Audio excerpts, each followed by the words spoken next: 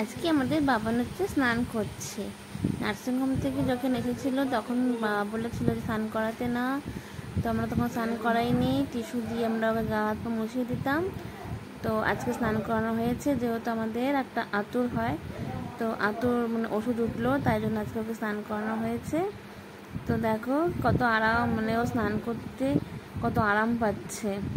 এমনি যখন ওকে টিস্যু দিয়ে মোছানো হতো ভীষণ আরাম পেতো, চুপচাপ থাকতো, চিল্লাতো না, আওয়াজ করতো না। আর তা এখন তো জল পেয়েছে, জলে বসেছে, দেখো একদম আরামে স্নান করছে, কোনো কথা হবে না। প্রথমে একটু চিল্লাচ্ছিল, তারপরে একদম আরাম করে স্নান করছে, কোনো আওয়াজ নেই। দিদুন বসে বসে স্নান করাচ্ছে, চুপ করে স্নান করবে। তোমরা সবাই দেখো ভিডিওটা, বাবান সোনাকে দেখো, সবাই সবাই আশীর্বাদ করো বাবান সোনাকে।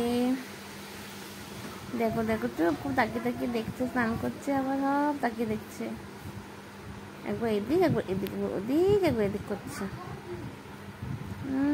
কত আরাম, কত আরাম।